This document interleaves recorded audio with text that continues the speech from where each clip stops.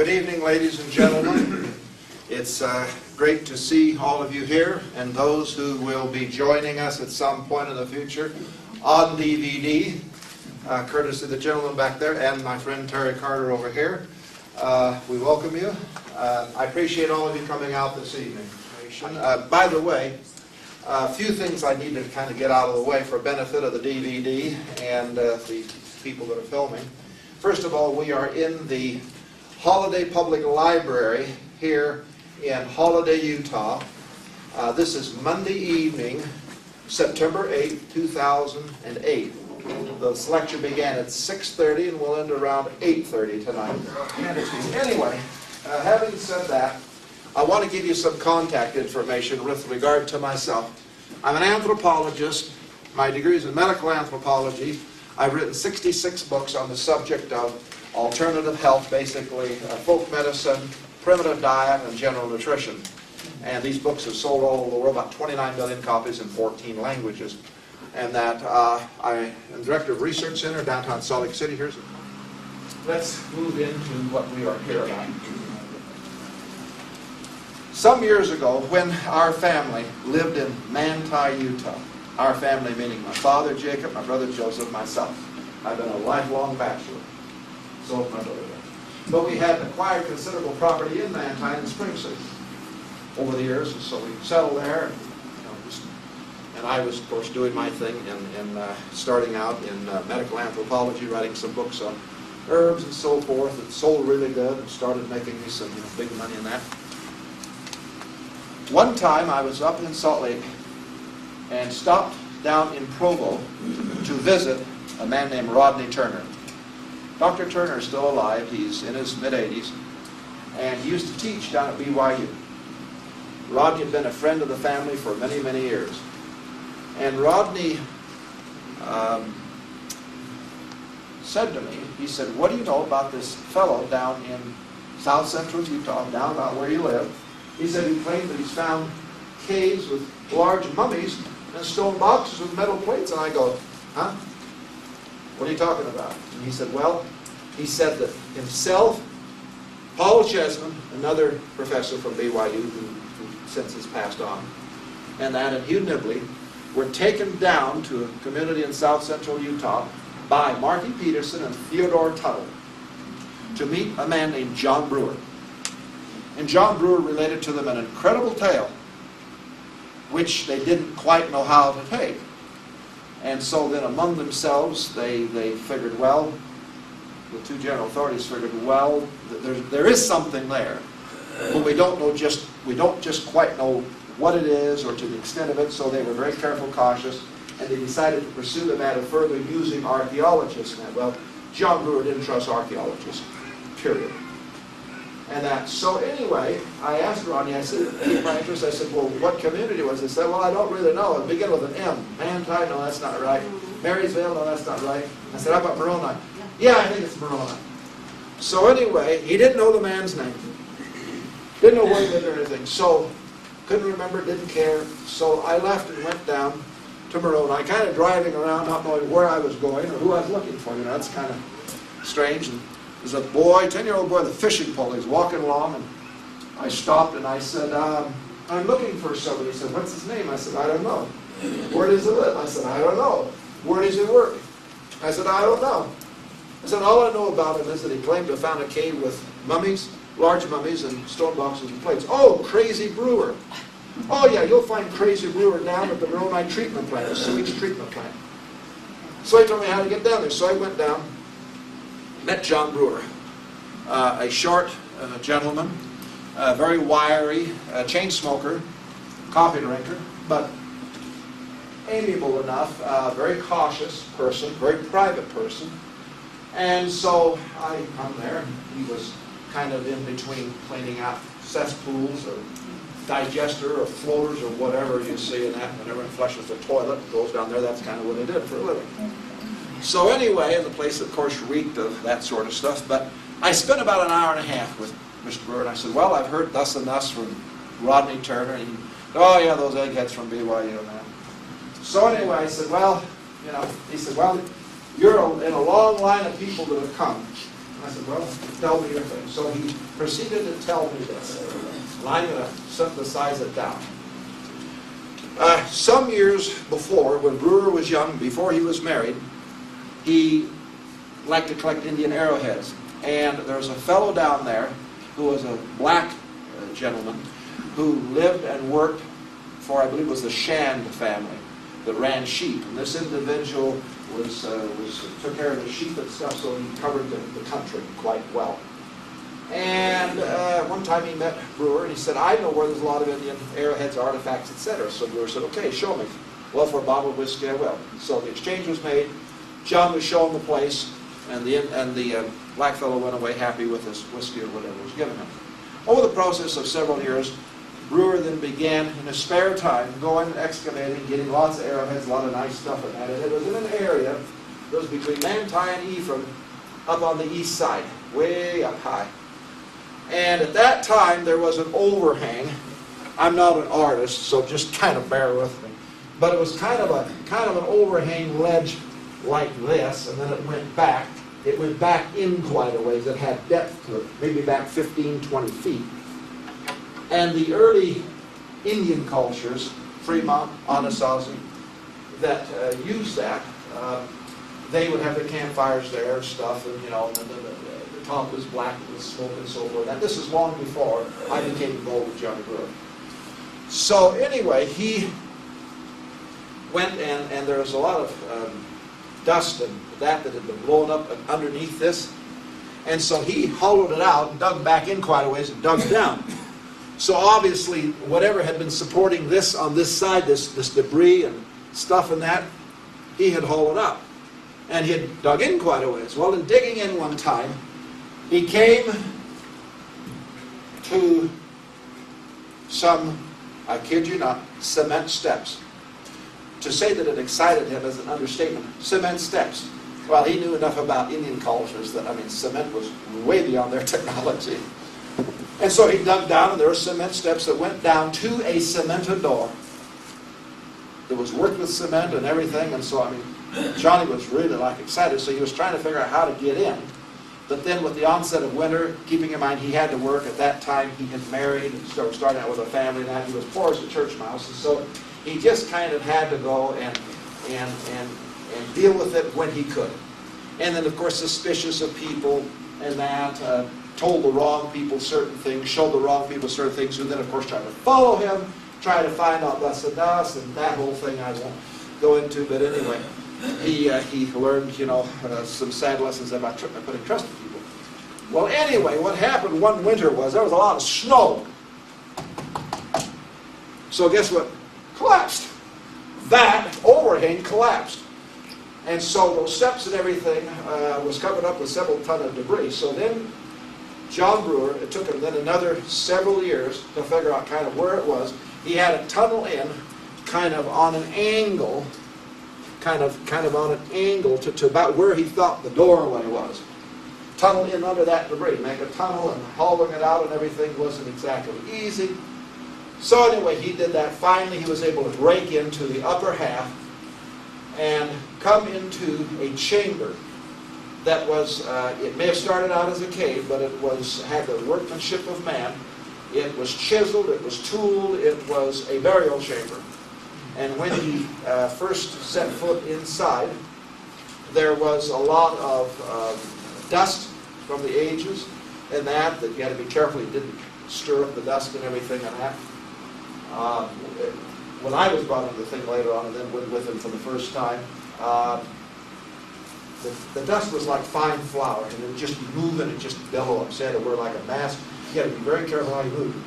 But anyway, a room that was filled with hundreds of stone boxes wrapped in pitch pine, different sizes, different shapes.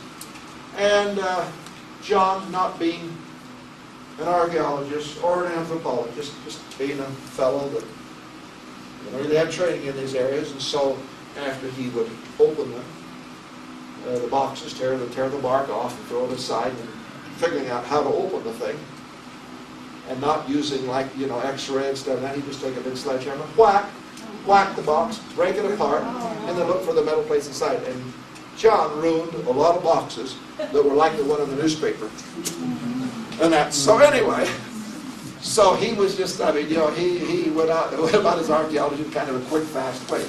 And then, of course, in cleaning the plates, he would use rubbing alcohol and cotton. So fibers of cotton would be caught in the sides of the metal plates to, you know, clean them so you could read the inscription. So that later on, when Jesse Jennings of the University of Utah looked at some of them, analyzed the cotton, ooh, that's cotton of modern era. Ooh, phony. And then Jennings looked at some of the cattle brands that were down there, and that said, oh, okay, let's see, cattle brands, inscriptions, this is cattle brands, inscription. Oh, these are forges. He took cattle brands and forges. So right away, the archaeological world began to condemn John Brewer and said, well, he just made these things up, you see that. So that's kind of what that was the uphill climb for. And then the Deseret News comes along, and I remember seeing the article, John Brewer has found a cave, but he's not giving tours. That's what the article was about. And it proceeded to go and tell less and less about it. Anyway, he found these things, and he became excited. There is an anteroom that has two mummies. They're in stone sarcophagus. The sarcophagus are about about 9 feet long, very big, very heavy, made of limestone. But anyway,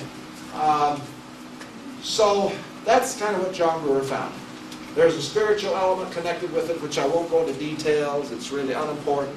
I do mention it in the book, but it's not for here. So then, Brewer started bringing stuff out. And he started showing individuals, and so archaeologists became interested. I mean, a lot of people became interested. And here's this man. Now, try to put yourself in this position. Here's this man who, beforehand, worked part-time at a turkey farm, the other time at a sewage treatment plant, basically in a shithouse processing plant. Excuse the English, but that's what it was. And Brewer was poor, and he and his family were looked down upon and thought ill of by all the sanctimonious, self-righteous people of Moroni, Utah. He smoked and he drank coffee. He was an inactive Mormon, but the people down there didn't treat him very well. And I make no apologies for self-righteous and sanctimonious. I hope you both got that on tape. The self-righteous and sanctimonious people of the predominant culture in Moroni, Utah. Okay. So anyhow, John Brewer went through a lot of heartache and sorrow and whatever that's it. So anyway, that's a story that he told me. So I listened. And the only thing that afterwards, okay, now I got it back a little bit. He found these things, so immediately everyone became interested in Johnny Brewer. But they became interested in Johnny Brewer for only one thing, what he had found and where the caves were. So everyone that would come there, listen to his story, the question they would ask in variations was, where's the cave? Or can you take me there? Or are you giving tours? Or I'd be interested in going there. Everyone. Everyone except one person. Yours truly. Yours truly. The way I considered it his find. And the only thing I said to him afterwards when he said, well, what do you think? And Brewer became the center of attention, had a certain amount of, I guess, pride or whatever, or that. So self-importance, where before he was trodden underfoot of man, you'll see, and that. So these things made him important. So and I really don't fault the man. I don't blame him for, I mean, these things put him in the limelight. But they also brought with it a lot of condemnation and persecution when he wouldn't voluntarily take archaeologists or people there. So I told John Brewer, the only thing I said was, those two people that you found are Jaredites. They looked at me and he said, well, I didn't say they were Jaredites. I said, well, they are. And he said, or for those of you that are not of our faith, Olmec. So anyway, Jaredite / Olmec. So then I said to him, well, they are. He said, how do you know? I said, well, we just know. And I told him, I said, Mr. Brewer, I said, you're not the only one that has found ancient artifacts in Utah. I said, I have my finds and you have your finds. And so I respect that, but that's what they are. Because anytime there's large people, are going to be Jaredites. So anyway, then I thanked him and left. Well, that bugged him, according to what he later told me, because I didn't ask, well, can I go to the cave? Where are they? So he comes over 2 weeks later, and he's talking there and everything. He said, why didn't you go and ask me this? And at that time, then, of course, I told him again. I said, well, you know, I'm acquainted with things that are elsewhere, further down south in southern Utah, I said, and over Delta. And I said, and so this is not the only, you know, find. Well, I became John Brewer's friend because of John Brewer. He was an interesting fellow. He was a maverick. I am very much a maverick. I mean, I'm a round peg in a square hole and everything and that. And most things, I mean, I'm ultra-conservative Democrat. But sometimes, to the shock of my very ultra-liberal Democratic friends, I will suddenly turn to the right and you know, vote ultra-conservative Republican as an example. And that, and I'll go along, and then suddenly I'll just suddenly turn without any advance notice, and that, not very often, but I'm a maverick. I mean, I like the freedom of, and I'm controversial. I mean, the controversy has followed me. I've told those like Terry Carter and others that have known me, there's a lot of controversy. I mean, you'll find people that'll respect me and think the world of me, and I can point to just as many people that say he's a dirty dog, don't believe a word he says, he's a scamp, he's a scoundrel. And that's the nice things they say about me, my enemies. But anyway, be that as it may, I became John Brewer's friend. I went with him. We went around different places together. I went several times over to the turkey farm that he was at night when I come back from Salt Lake before I go home. And I'd sit with him, and we'd clip these turkey beaks of the young chicks so they wouldn't peck themselves to death and that, which is kind of a dirty job. But we'd just talk and whatever. One time I helped him even. They had drained a digester. There's all this black night soil, I'll call it. It was there. And boy, did it stink! And we had to put the wheelbarrow and then run up a thing and dump it out of where the big floaty goes around and that, you know. And so anyway, I did things like that, and you know, I'd invite him over for dinner, and he'd invite me to the restaurant, and so we just became friends. I became friends for him, not because of what he had, but because of that he was a unique individual, and John was. He told me the reason he came over was because I was the only one that didn't ask the question. So after about a year and a half, or a couple of years, somewhere around there, and everything and that, and so we went. And for me, it was a historic trip. We went, drove in the dark, between Manti and Ephraim on the east, way up to where you could drive no more. We parked, we walked a good distance.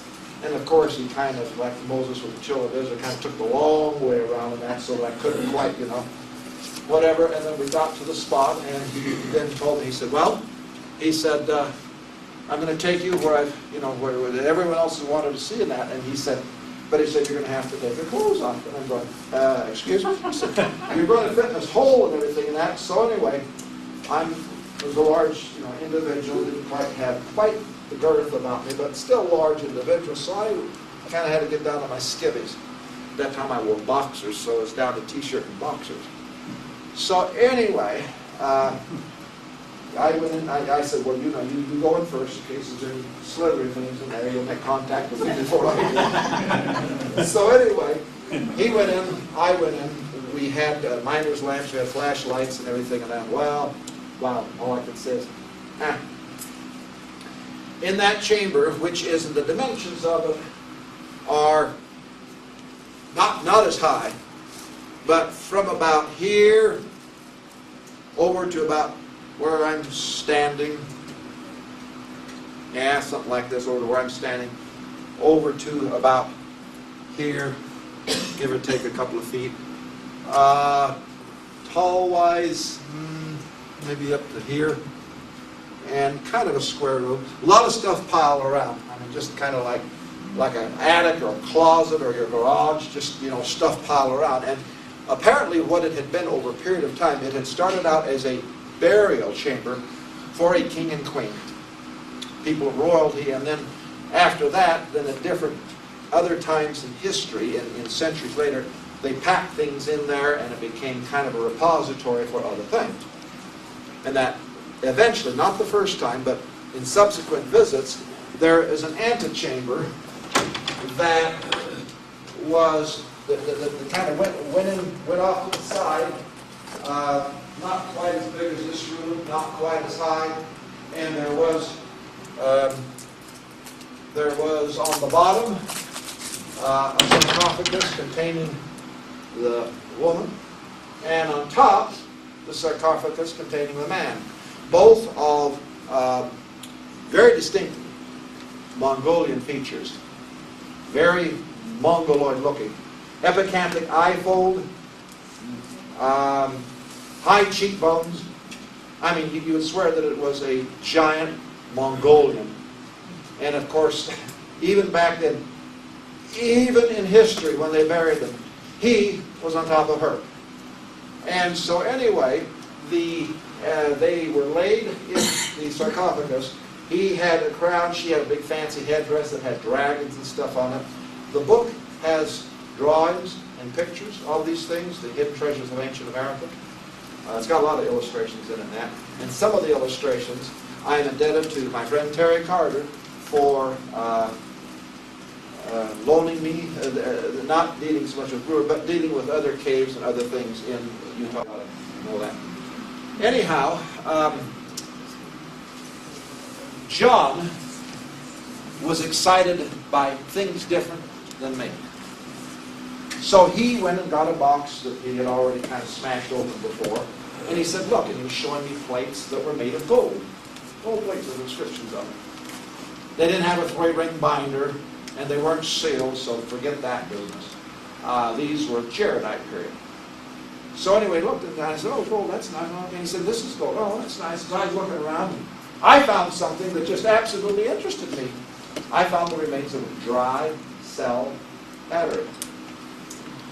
The ancients had a knowledge of electroplating. Electroplating. Oh yes, and they could do metal work beyond anything that we know. How about copper? A copper plate, you drop it, it shatters like glass. I mean, they could do things with metal that was just unreal. But this dry cell battery, and I was looking at that, and he said, oh, it's just a binder. Oh, I mean, this interested me. So there were things that, and I was interested in the boxes and how they were wrapped. I said, oh, the pine pitch, okay, this and this. And I was looking at it, because as an anthropologist, you see, those are things that interest me. I mean, the shiny stuff and the stuff that glitters, big deal, so what, you know? Because I was looking for things that represented a culture. I mean, when I saw these boxes with the drawings in them, I said, oh, wow, ooh, this is cool. Open it up, let's see what's inside. I don't know. I said, let's keep it, let's just, you know, and everything of that. And so we were excited about different things. Well, at that time, I didn't ask to take anything. I was just happy to have been, you know, like an invited guest. And I viewed myself always as an invited guest. After that, there were opportunities where I would go with him and he would allow me to bring things out. Because I said I wanted to test certain things, certain boxes where the metal plates were surrounded with seaweed. Seaweed that comes from the Gulf of Mexico.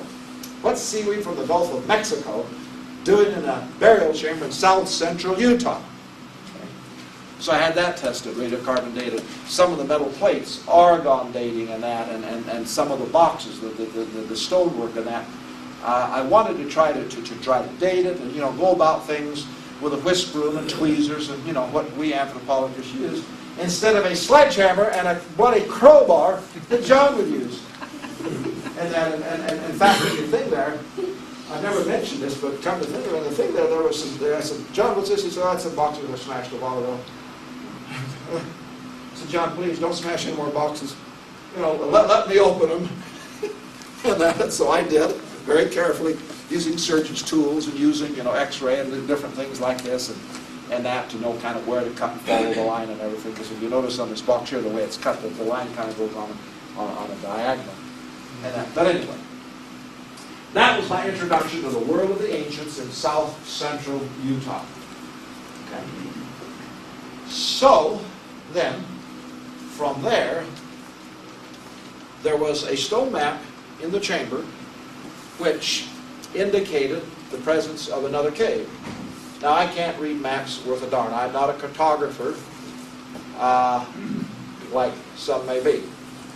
I mean, I'm doing good to read a road map. Sometimes I get it upside down. But anyway, John had been in the Army, and he knew cartography. He knew how to read signs and maps and stuff like this. So anyway, with the assistance of what was in the cave, and then John with us coordinates and stuff on that. We found another cave that was way up high in the mountains, south of Wales, a couple of miles. Is that And- by Green? Huh? Is Wales by Fountain Green? Yes, Wales is south of Fountain Green. And so anyway, way up high. And I remember when we went up there, John told me, he said, well, you're going to pack your own water. I could see why. In fact, not only my water, but his water also. So anyway, we went up there, and that cave was not a man-made cave. It was a natural cave, very large, very deep, whatever. But a certain small portion of it inside had nice drawings on the wall. That, boy, did they look decidedly Maya. I was thinking, wow, this is like stuff down in Mexico of the pre-classic and the classic period. Nice stuff, and they looked Maya. Because I have another picture of another stone box that's in the book that you look at them and they look Maya. They've got two long, well, I call them antennas. They're not. But Von Daniken said, space, aliens, UFOs, see? Whatever, and that. But they look decidedly Maya, and they have ships showing that they had oceanic travel and that.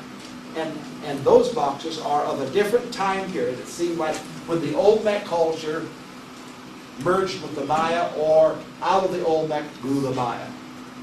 Something like that. Anyway, in the second cave, there was boxes that also were wrapped in jewelry, but they were wrapped a little differently. There were newer boxes, different sizes, different shapes, a lot of boxes, hundreds of them. What I would estimate to be probably 4 or 5 good pickup truck loads. But they had been carried up there way long in the past and put there, and to retrieve them you would need, well, big helicopters with nets, and you need a whole expedition up there. It would call the Did attention. you open any of these stone boxes? Yes, on the from Wales, I did open some of them as well. Found different types of plates with different types of inscriptions and writing and so forth that were different, entirely different from the ones that were in the burial chamber. The ones in the burial chamber were about, I'd say, 750 BC. The ones that were that I had work done on with laboratories back east, and that was from about 100 BC to about 180, somewhere around of a later period. And that there were no human remains in the cave, none whatsoever. Now, I want to talk about caches. Hold your questions till then, because I'm on a roll now and I don't want to be interrupted. Okay, caches. This is a cache. Different than Johnny Cash or cash that you have in your pocket or don't have. Caches are holes in the ground where you store things. The early mountain men would, have like dried pemmican, roll it up in buffalo hide, whatever, stored in that, so when they come back later on they'd have some food and stuff there. It's like caches. Well, the ancients, they cached also certain things. They cached metal plates. If there's individuals, big stones that they would write on. John Brewer found a stone. Again, this is before I came into the picture, and he was with a pick working it, and he went and broke he had about 2 or 3 or 4 places. So he used Elmer's glue, the super glue, and glue it back together. And then this was displayed down in BYU at the Joseph Smith Memorial Center there.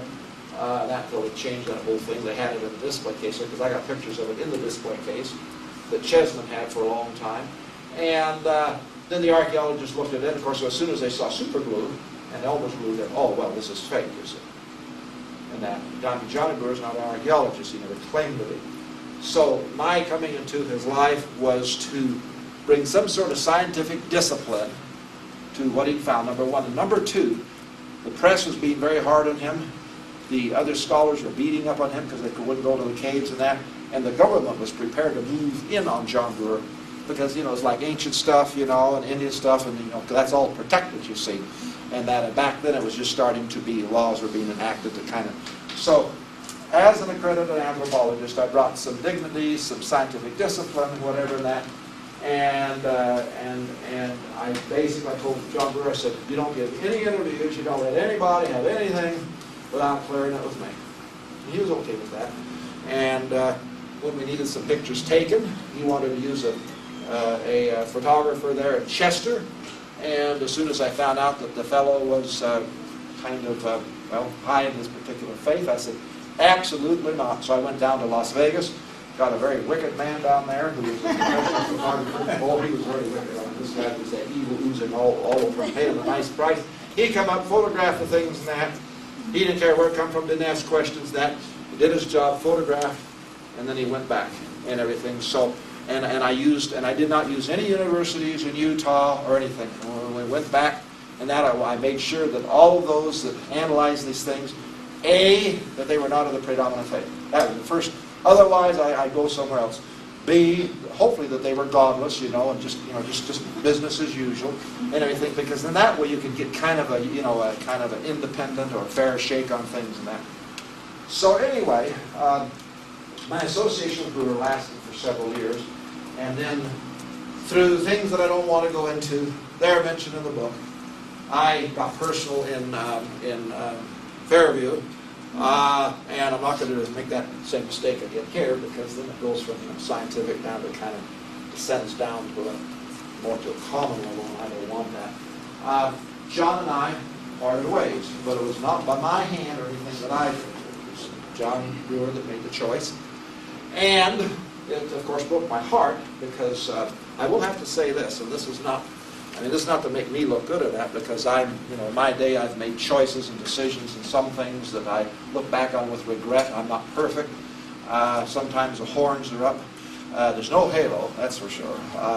And I try, we try to learn from our mistakes. I'm trying to how shall we say, be more to the sunlight and a little less in the shade. Okay?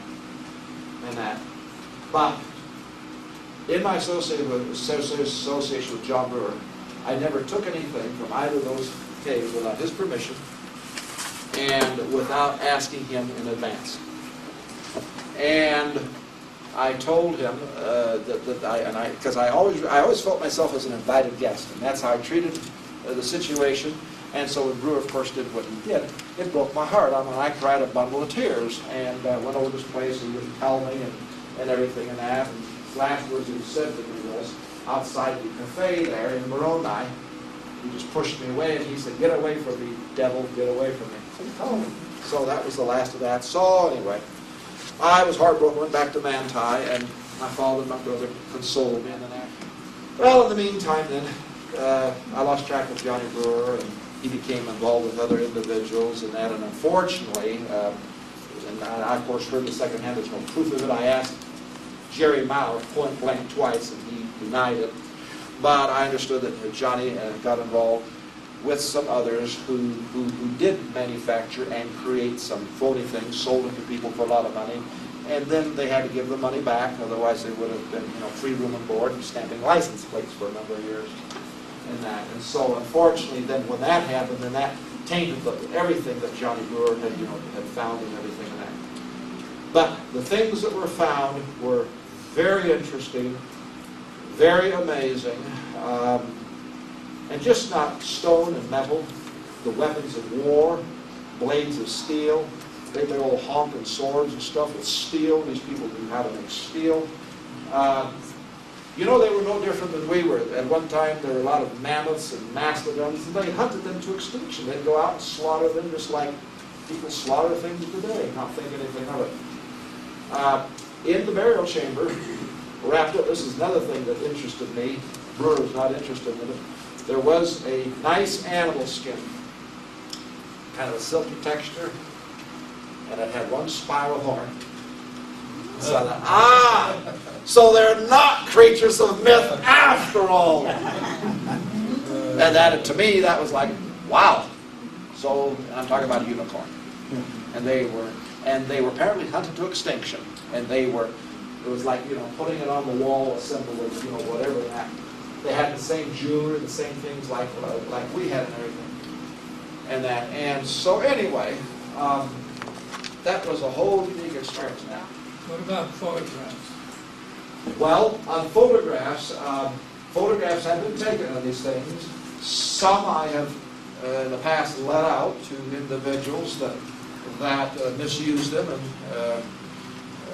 my friend over here, Terry, knows what I'm talking about, but we won't mention his name, and others that have, for different reasons, so I've become very stingy and very selfish in that. John died last year of emphysema, and his wife died several months later. There was a graveside service for both, and he died in rather unhappy circumstances and everything. But to his memory, I have to say that what he found was legitimate, and irrespective of what anyone may have said of that, in my association with him, the artifacts that I handled that were all genuine and came from genuine sources because I was there, you'll see, as an invited guest. And I once asked John Brewer, I said, why am I in this? Because it's through Turner and that whole business. And he said, because I went and prayed and asked my Heavenly Father to send me someone honest. I said, well, I don't know about the honest part, John, but I said, I will tell you that I will respect, the thing, and I did. And I have to say that if there's one individual in my life, one, that I never cheated, I never lied, I never betrayed at all, it was John Brewer. Which I can't say it with everyone, but that's of course not true. Then I wouldn't be lying. With John Brewer, I was 100% of these things, and of course when he did what he did, which was kind of an act of betrayal, it broke my heart, it really did. But that's neither here nor there about. So, now, when I lectured in Fairview, they wanted me to bring down, lots of bells and whistles, stone boxes, metal plates, and all this. I opted not to, and here not to. I'll tell you why, several reasons. One, with the stone boxes, they have to be climate controlled. They're very brittle, and they flake and drop off, and as you can see with the thing there, they got some very beautiful stuff in them. The second thing is, with regard to metal plates, there's different types of metal plates. There's lead, copper, which if you drop will shatter like glass, gold, or a gold alloy, and I think that's it. The plates are of different size. Some are about half the size of my hand, others a little bit bigger. Some of them are very small. The plates that I've dealt with are usually sophisticated, have inscribed writings on them. The thing is, the ancients covered the Western Hemisphere. Okay? There was a culture that was very large and very big and very powerful. They had chariots, they had steel, they had iron manufacture, they had mastodons, they had uniforms. They built cities of cement, they built cities of wood and houses of wood, and that they had commerce and trade. The Phoenicians made contact with them, and the Phoenicians took back some of their writing. And from some of the script that the Phoenicians inherited from this culture in the Western Hemisphere came our present-day alphabet. Because the Phoenicians, they sailed all over the place. And that. The legends of Atlantis, the lost continent, started with the Phoenicians finding this massive continent inhabited by a high degree of civilization, a.k.a. Jaredites, Olmec. They went back to Egypt. They told it to the temple priests. And there was a Greek there who heard about it, and he went and taught it to his student, Plato, who went and wrote up a fanciful thing about Atlantis, the lost continent. That was contact made by the Phoenicians by the Jaredite Empire, There's a lot more that I could go into, especially with regard to how the people lived. And I'm going to close with this. And do not ask any questions in regard to this, because I'll say it's none of your business. Their lifestyle was very interesting. How they raised their children, their doctrines,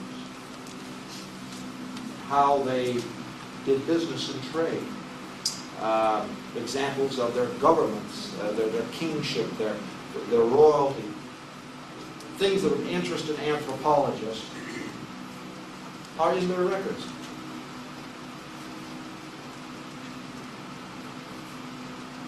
One time I was looking at that stone that John Brewer had there. I I said to John, I said, well, this part's upside down. He said, how do you know? I said, well, remember you gave me some plates one time and you asked me something and I said I didn't want to go there? He said, it's upside down.